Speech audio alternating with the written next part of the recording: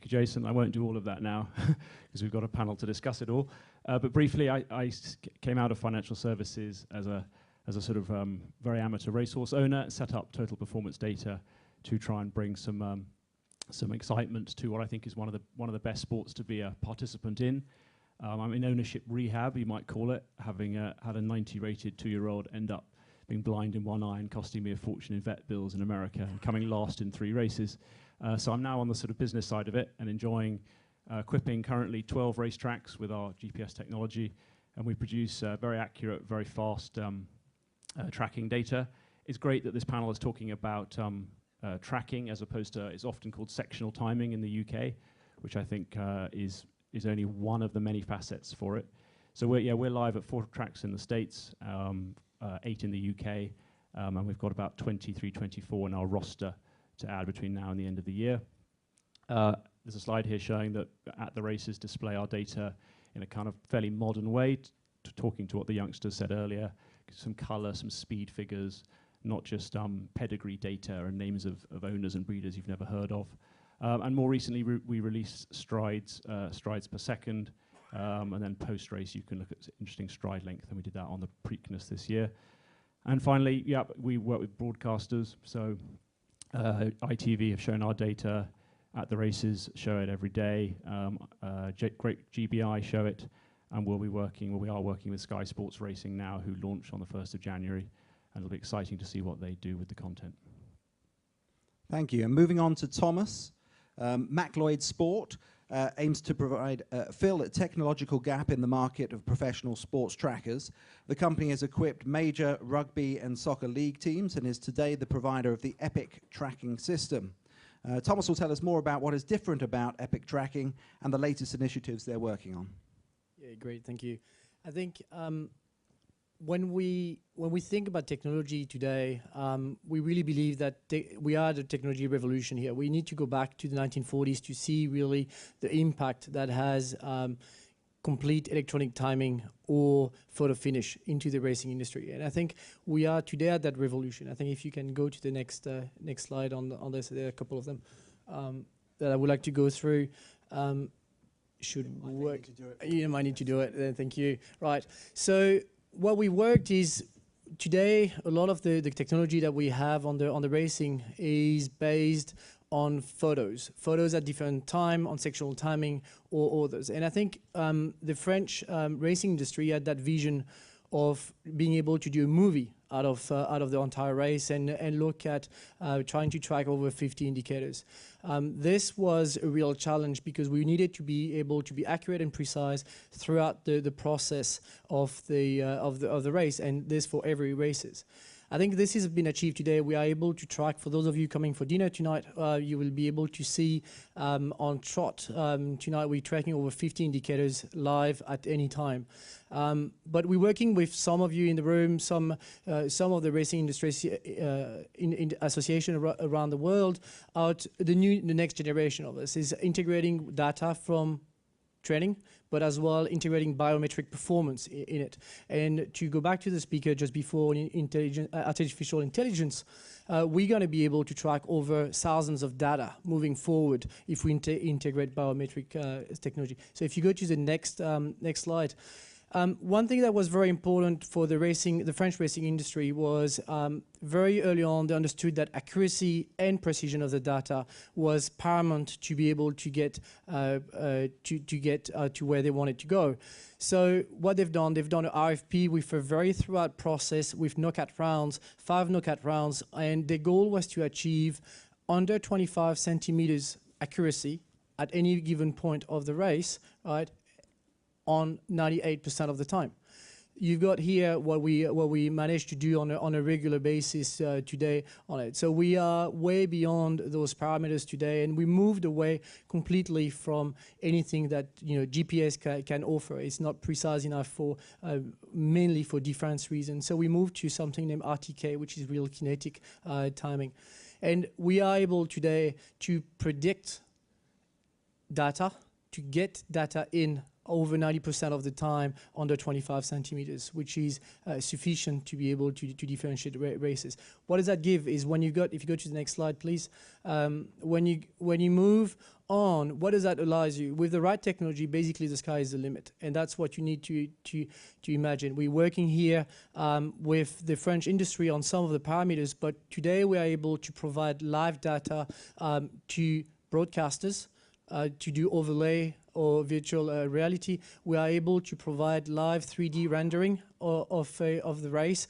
You've got, we were talking about Epic. If you download the app and tonight you watch the race, you're going to be able to watch the race live and as well on your phone on 3D, getting at the place of the jockey, but as well provide data on B screen and getting tremendous amount of data. We're going to talk about this later on, but we're moving racing with this technology to the big data system. And I think we're not the only one doing it, but definitely there is a tremendous amount of data we're going to be able to collect today. Brilliant, thank you very much, Thomas. And moving on now to François. Exalt was developed in 2017 with a device weighing less than 100 grams and providing an accuracy of less than 25 centimeters. So it's a fairly new entrant into this market, but François will briefly explain where they fit in and the key features of their product. Well, we're basically a media group, and can I have the first slide, please? We're basically a media group. We're from Groupe Paris Turf, and initially, you know, for us to survive, it was very important to explore new forms of income. And when we did this introspection, you know, we realized that our core activity was all about transforming data, and we needed to control data during training, during racing, and it was very important for us to get control over the data stream and make sure we could transform it to multiple supports. And this is how we started this innovation cell at Groupe Paris Turf, and we almost behave like a startup, actually. You know, it's within a big group. Of course, we have 220 employees. We run 6 newspapers, a lot of websites and applications, and we have like 3 million unique visitors a month, 600,000 readers a day. So we, as a group, created this innovation cell to survive and to explore new forms of revenue in the future. Next slide, please.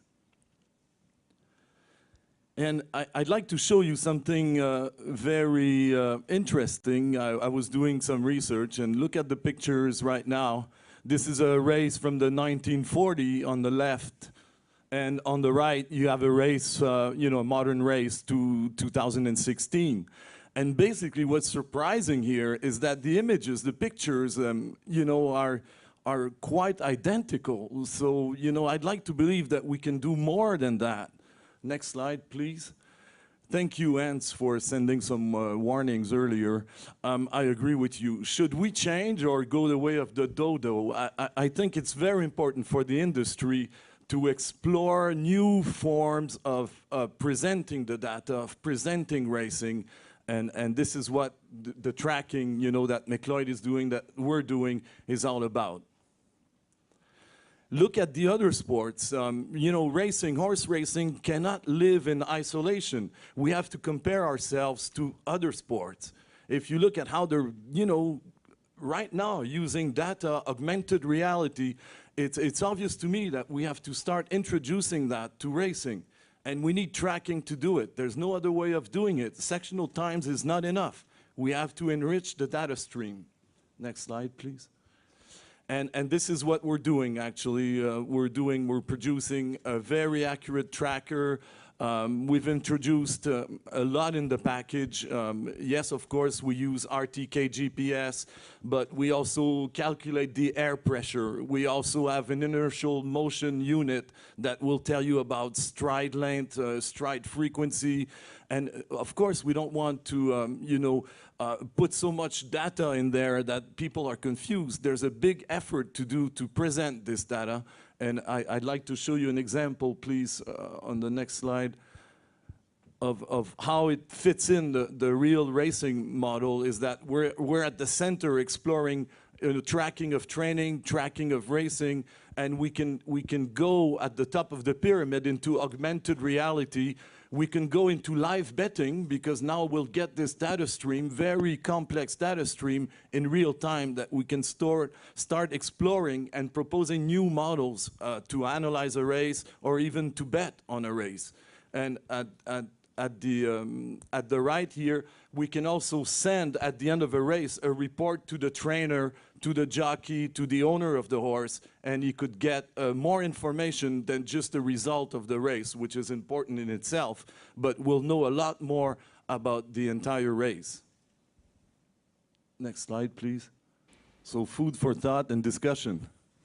And we'll be coming back to a lot of those points raised by François when we have our debate. But finally, if I could introduce Johan, and Johan Eriksson from ATG will let us know how they've employed their positioning system to enhance the user experience. This was first launched by ATG in 2015, with both the spectator and the TV viewer directly benefiting from this technology, whether during the racing action or through post-race statistics, as you'll see.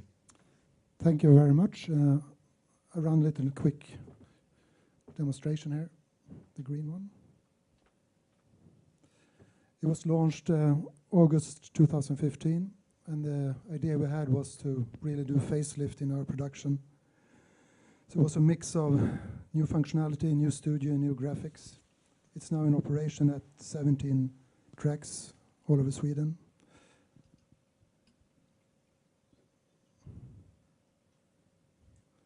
It's a radio-based system, 16 antennas per track. Each horse has a transponder on the number plate. We cover over 80% of the most important races and games. This is what it looks like at the racetrack on the display board. It's a 2D, two-dimensional display of the chiclets. And the image of the track around it is actually moving, so you can see where on the race course they are at the moment. This is the TV view, the same functionality. At the bottom left, you have the radar, we call it, with a moving field.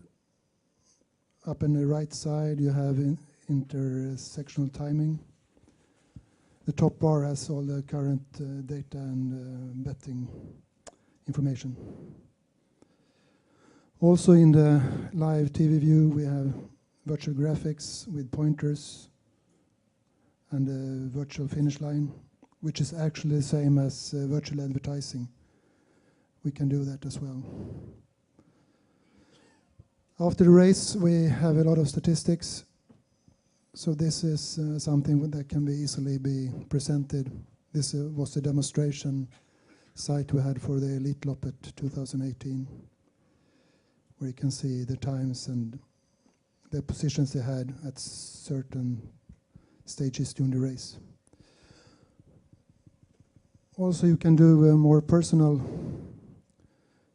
measurement, if you like, which is really for interested people who would like to get the real data.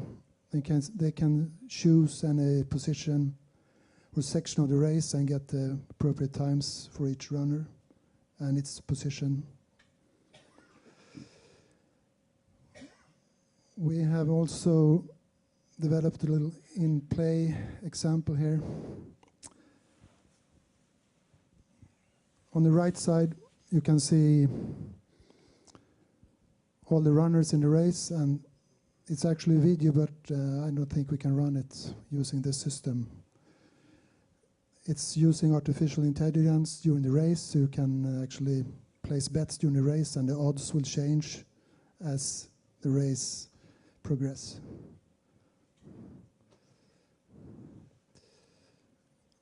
Our conclusions are that it's a very popular service.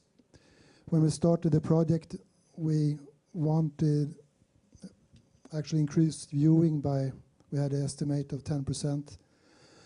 But the viewing first year went up 37%, and it was maybe a mix of other additions we did with the studio and graphics. But 85% of our customers claim that ATG added value and improved service, and on races where we don't have it, you can clearly see that people miss it. We get a lot of new and useful data and statistics, and that can be presented in many different ways, which I think we will talk about later on. The critical factors here are, of course, the precision, the latency, and availability. The latency is important in order to do this live.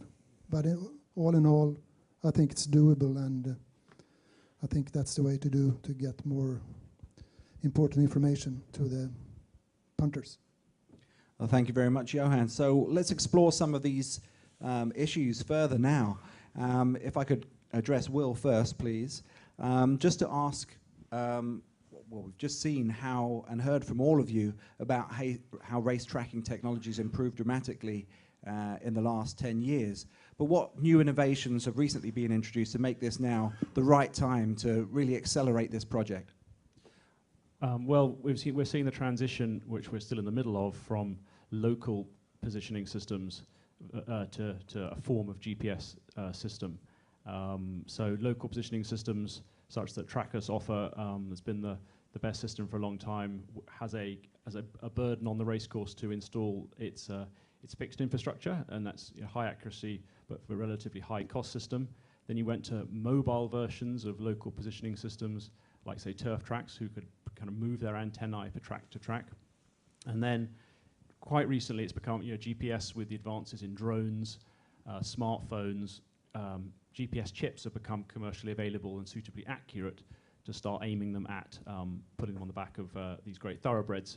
And then in GPS, there's the RTK 2-channel GPS version and our single-channel version. So we're in that kind of transition phase. Johan is still using a radio fixed system, and we've still got a sort of a mixture of these services around the world, and it's changing. The big thing that kind of opened up GPS was when Bill Clinton in year 2000 offered civilians access to military-grade GPS accuracy. He got rid of the sort of scramble, which meant that we were never 5 or 6 meters or to where we were meant to be. And the revolution that he's kicked off, and all of the derivative products and ecosystems that now run off GPS, all thanks to Bill Clinton. Great. Well, I think... Why am I promoting Bill Clinton? Thanks, Bill. I had one slide, and now I'm promoting the American president. Well, we heard obviously from Johan that how the latency is a critical issue. How accurate are these systems now in terms of the validation of the data?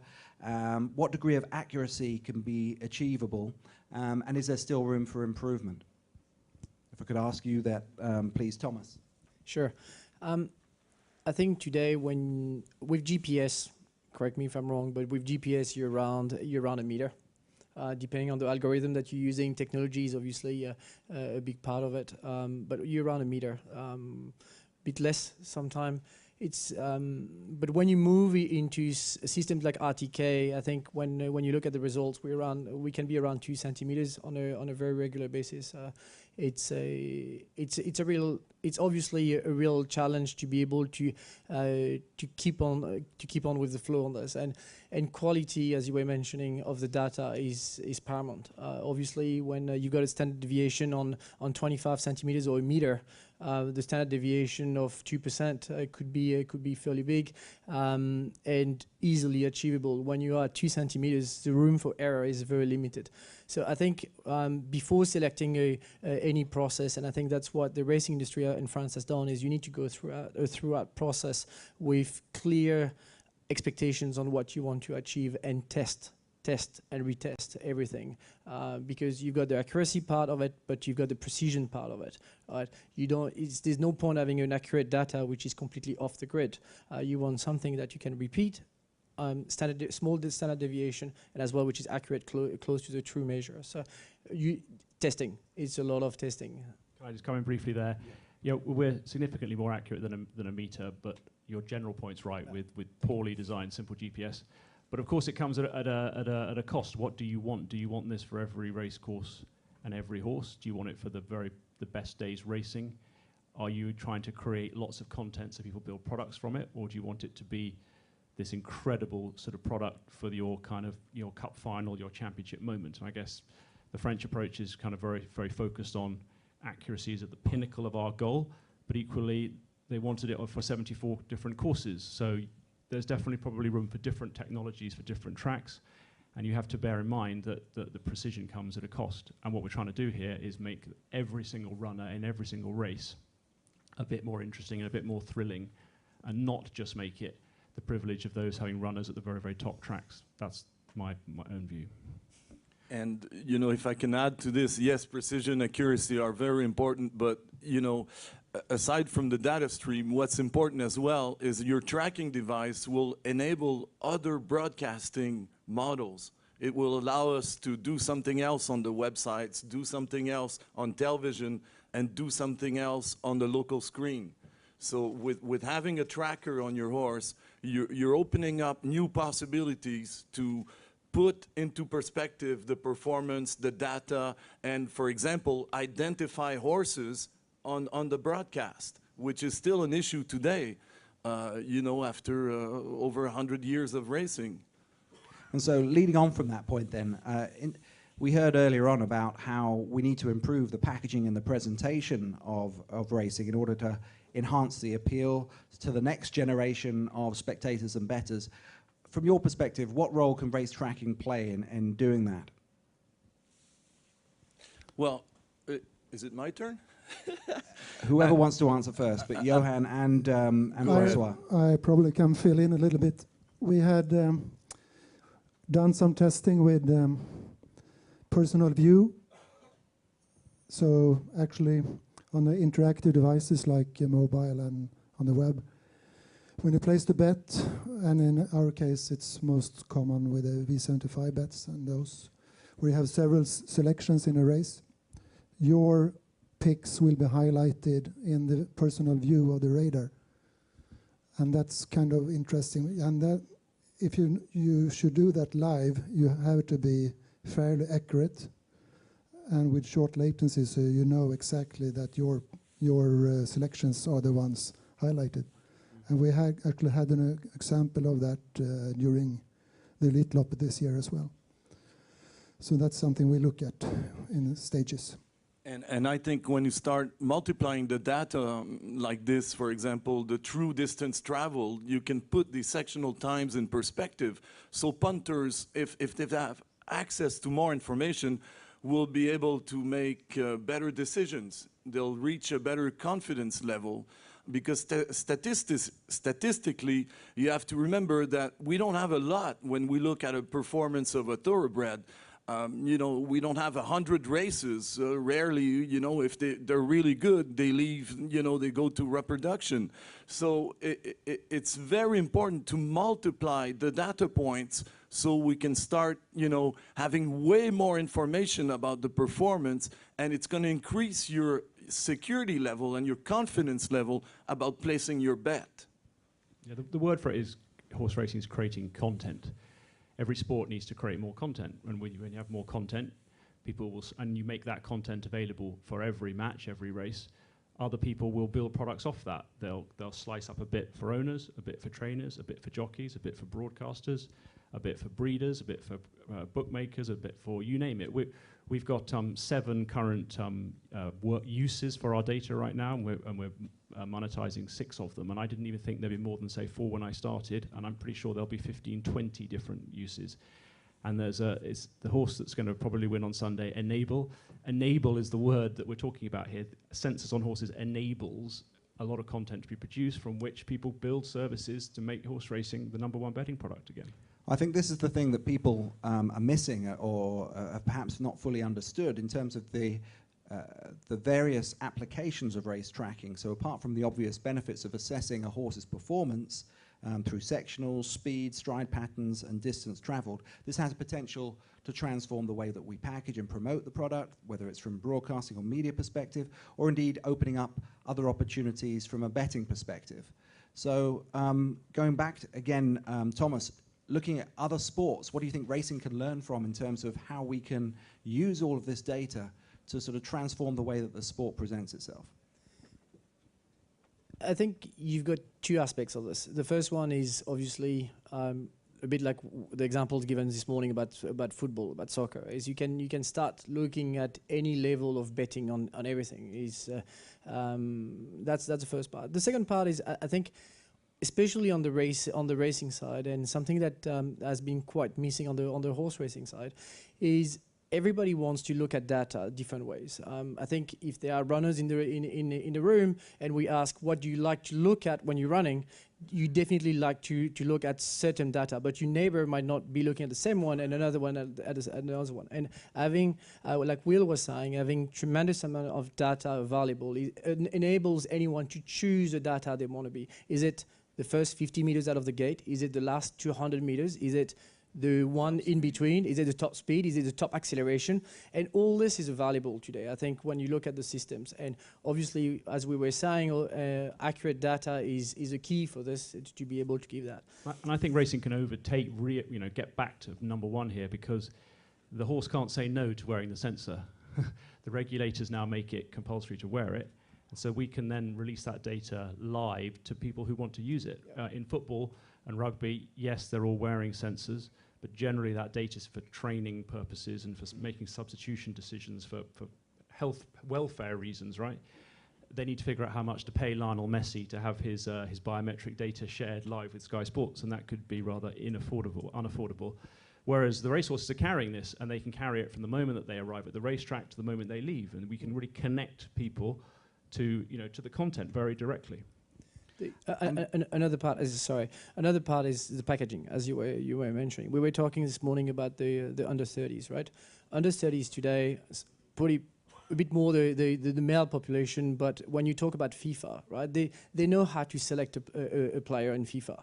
A 10-year-old knows how to select a player in FIFA. But when it comes to race baiting, right, nobody knows how to select a beginner doesn't know how to select it. So you can, with data, especially if you combine it with training data, you can give the horse a certain package, a certain performance level on different parameters. Very simple. And people are going to be able to pick races on a very simple basis on saying, oh, I've got this horse profile, I've got this jockey profile, I've got this horse profile under the rain, I've got the horse profile in sand, I've got the horse profile on turf. And I think that allows you to tremendous amount of possibility, and I think as we were discussing early on, the sky is the limit on this. Is tell us what you want to do, and we're pretty much able to do it. Well, that's great for bringing new people into the sport and perhaps breaking down some of the barriers that we heard about in the panel from our young people earlier. But what about some of the issues that were raised by Bernard in his presentation? The way that we want to open up betting opportunities, particularly for pari-mutuel, but things like in-play betting, increasing the range of markets on offer, such as fastest sectional, maximum speed, match betting, and so on. Where do you see this applying to betting? Anyone? Well, of course, if you're successful at tracking a horse running in real time, you can send the data to brokers, and you can have a data stream that's picked up by one of your customers. Of course, you'll be able to put together some type of betting. It's not our specialty. We're not working on this. What we're doing is providing a tool that will give you variables and give you information that you can then, put into a package, put into a new bet, and offer that bet with confidence that you'll be getting the data in real time. And obviously, Will mentioned a really important issue earlier about the investment as well. I mean, in terms of measuring the return on investment, where do you see that coming from? So who should pay for this technology? Should it be the racetracks, the betting organizations, media companies, sponsors? I think every market has there's not one size fits all. Every single market is different, is run by different organizations, have different partnerships between the broadcaster, the track owner, and I think you have to go market by market. There's no simple answer to this. But one breakthrough from technology recently is that the prices have come down. The GPS precision that we were mentioning earlier used to be like 50,000 euros. And now it's affordable. The chip we put in there is something we can afford. And of course, like we mentioned, by having a simple and small footprint, you're enabling more racetracks to equip themselves with a tracking solution. And that was unthinkable a few years ago. because you have to deploy a very large Wi-Fi network, build posts, dig trenches, and wire everything. You know, that was impossible to do a few years ago, and now this price has come down and makes the offer more affordable. I think also that there's so much data we actually can get from the tracking. So if you package that in an appropriate way, you can probably have a premium service to certain customers or basic service for newcomers, etc., etc. So I think that's more of a packaging thing once we have all the data. Who pays for it? I think, you know, we as tracking companies need to be flexible and open to fitting in with what works in individual markets and have no sort of preset conditions, because obviously when the data's flowing, it should create, you know, value for everybody. And to an extent that you can kind of get a grand coalition of the people that use the data to sort of pay a little bit for each of their use cases, then it's not a big deal for any particular sector of the market. In terms of the bet prompts and in-running betting, coming back to that point, I think that the young panel were quite right to sort of say, looking at a race card is quite hard work. I even find it quite hard work now. I know that I can recognize some colors, thankfully, but most people don't know what Abdullah's colors are or why it's significant that that's a daughter of Frankel or whatever it might be. And then you're forced to look at their kind of past performance record and the parents and the country of breeding in brackets. Then you go to America, it's even worse. It's a sort of, you need to have a sort of magnifying glass, there's that much data. If people want to graphically show form, graphically show a kind of a top trump passport. And so that leads into little markets like, you know, who's going to be the fastest horse at the finish line, or your horses didn't win but crossed the finish line at the top speed, you get your money back. You're going to Bernard's point around stickiness, and it's an enjoyable proposition for a customer. They might bet again.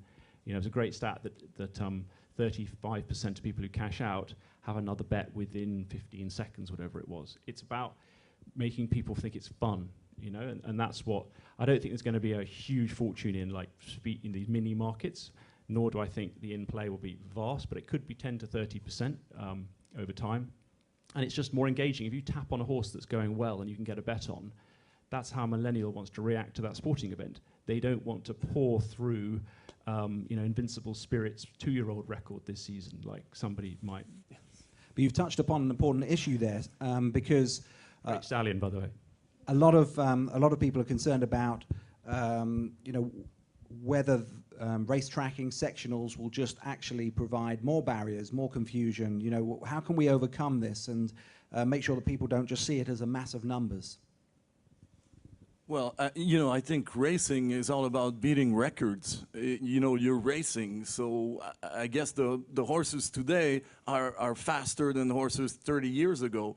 And so we need indicators, we need some ways of telling the audience that this is a great speed, this is a great acceleration. Is that true? Do you think that's true?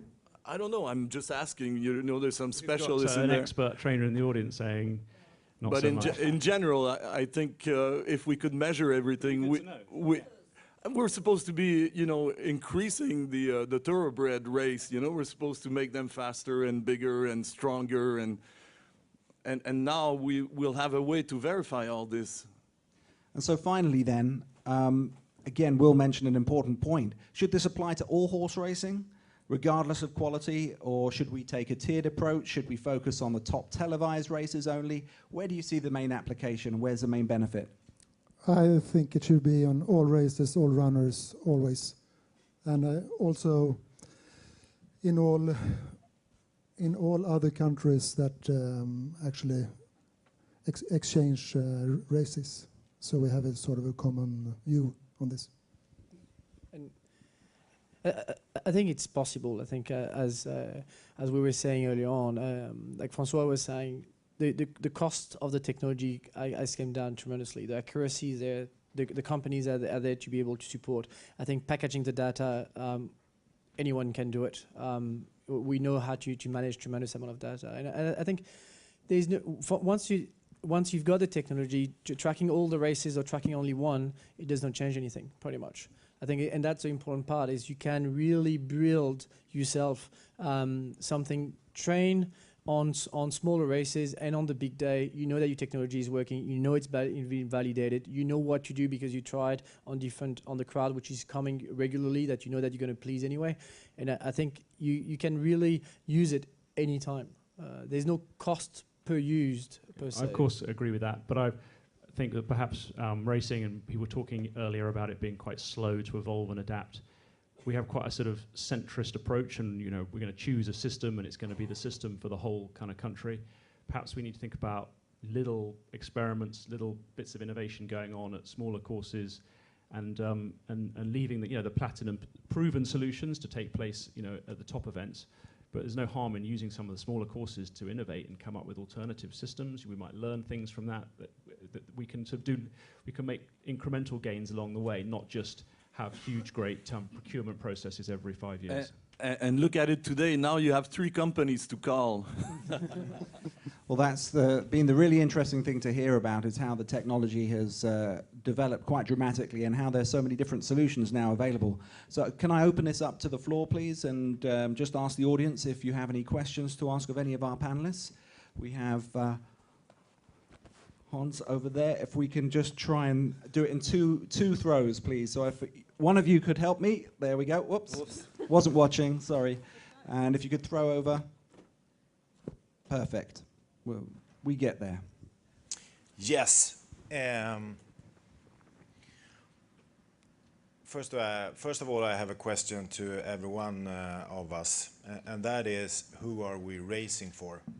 Is it ourselves, or is it for a wide audience? Unfortunately, like 95% of the times when I see the decision making, it's for ourselves. Because that could be the only explanation why we don't have tracking systems all over the world already, according to me. And I think it's interesting because we have money and we invest in tractors and we invest in prize money and we invest in a lot of these things. But for me, I just can't understand why we don't have a tracking system available more or less everywhere if we want to reach a wider audience. But I would like to ask the 3 of you, what kind of barriers do you meet when you try to make us invest in?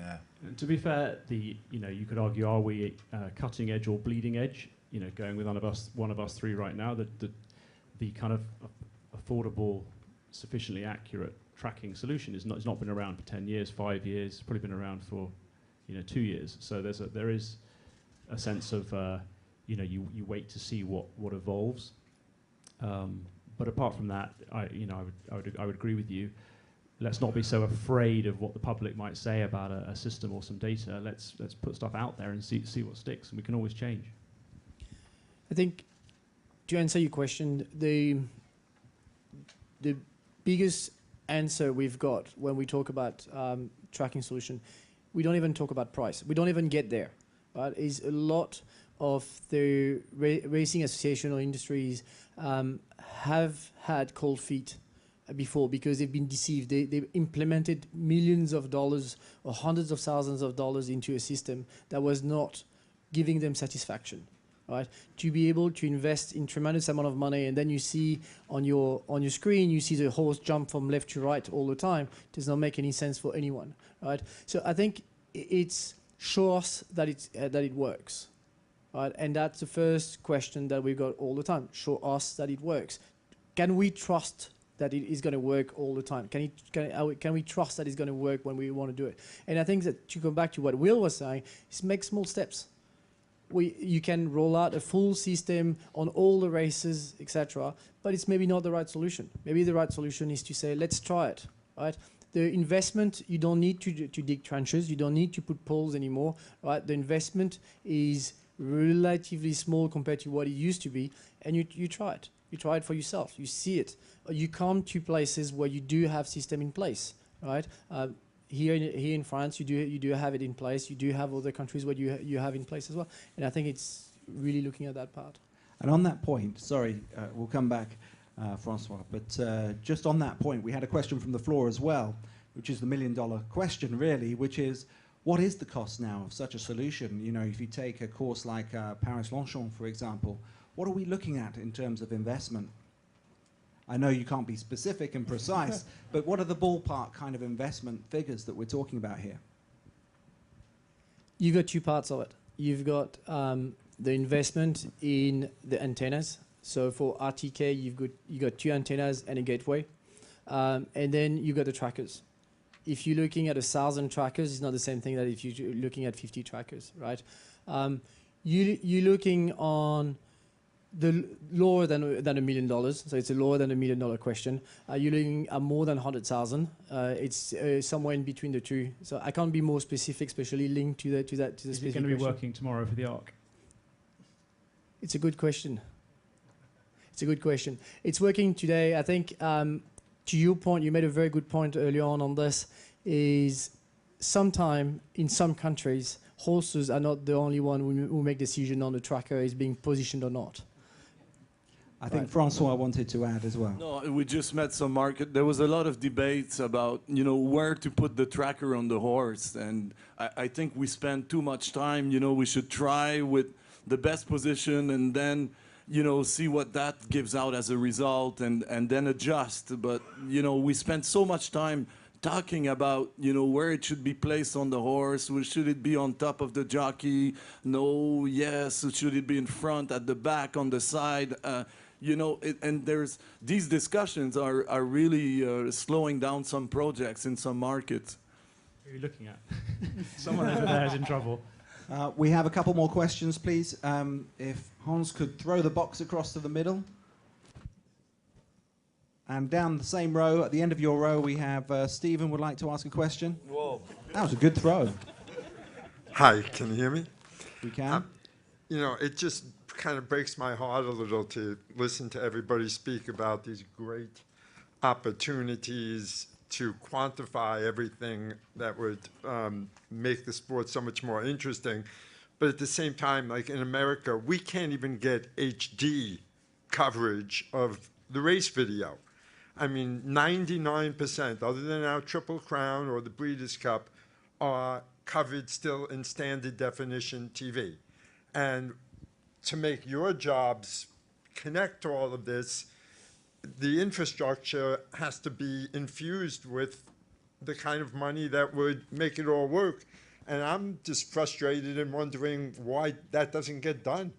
But HD is ahead of the queue than we are, so it's coming. I think Woodbine has it. But this is the thing, there are priorities. There's not an infinite amount of money in this sport, so you have to choose where you're going to spend it.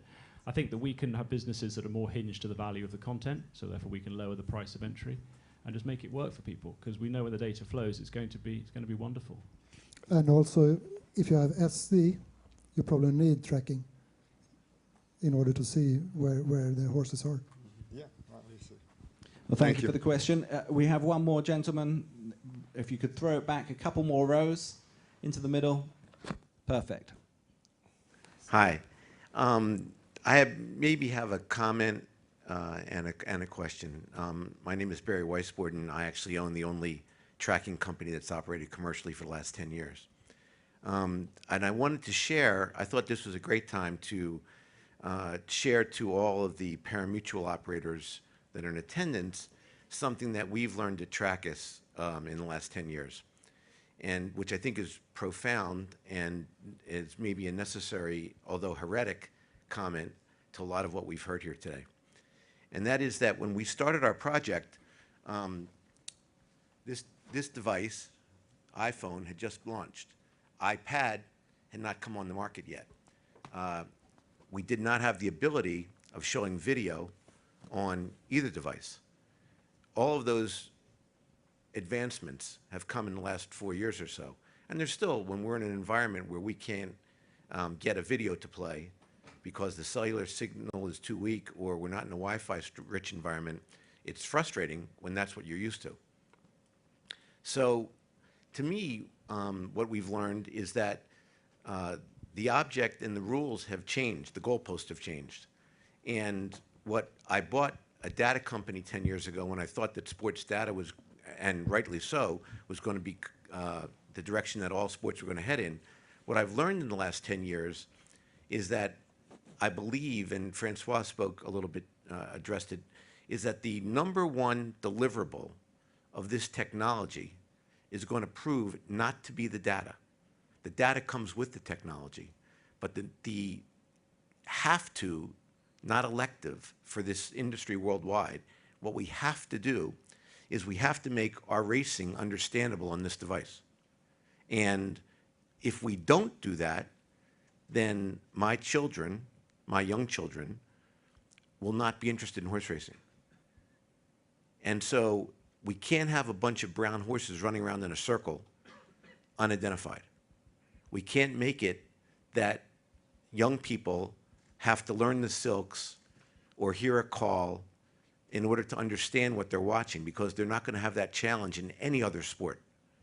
And so what I've learned is that whatever the industry does worldwide, it's mandatory.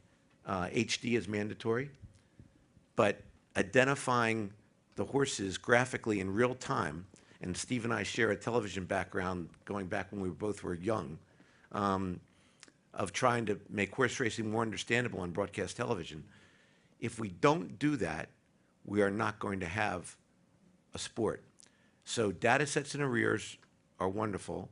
The number of people that are interested in the amazing data that we actually can turn out today is very small. That's what we've learned. The number of people that are interested in knowing where their horse is during the race and can have their money identified or their rooting interest identified is 100%.